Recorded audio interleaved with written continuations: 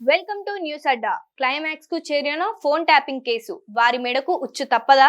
తెలంగాణ రాజకీయాల్లో ప్రకంపనలు సృష్టించిన ఫోన్ ట్యాపింగ్ కేసులో తాజా పరిణామాలు మరింత ఉత్కంఠ రేపుతున్నాయి. ఈ కేసులో కీలక నిందితుడిగా ఉన్న ఎస్ఐబి మాజీ చీఫ్ ప్రభాకర్ రావు కస్టడీ విచారణతో ఈ కేసు దర్యాప్తు మరింత కీలక దశకు చేరుకుంది. తాజాగా బీఆర్ఎస్ ఎమ్మెల్సీ నవీన్ రావుకు నోటీసులు ఇచ్చిన సిట్ అధికారులు సుదీర్ఘంగా ఆయనను విచారించారు.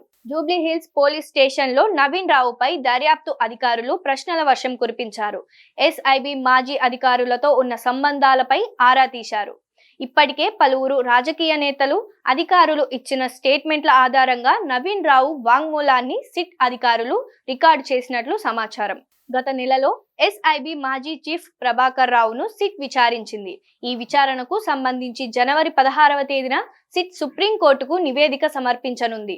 అయితే ఈ కార్యక్రమంలో బీఆర్ఎస్ మాజీ మంత్రి హరీష్ రావుకు నోటీసులు రాబోతున్నాయని, ఆయనను సిట్ ప్రశ్నించబోతోందని పెద్ద ఎత్తున ప్రచారం జరిగింది. ఈ వ్యవహారంలో హరీష్ ను ప్రతివాదిగా చేరుస్తూ తెలంగాణ ప్రభుత్వం సుప్రీంకోర్టులో పిటిషన్ దాఖలు చేసింది. దీంతో ఈ కేసులో సిట్ హరీష్ రావుపై ఫోకస్ పెట్టబోతోందనే చర్చ జరుగుతున్న వేళ అందుకు భిన్నంగా ఎవరు ఊహించని విధంగా బీఆర్ఎస్ ఎమ్మెల్సీ నవీన్ రావుకు సిట్ నోటీసులు ఇచ్చింది.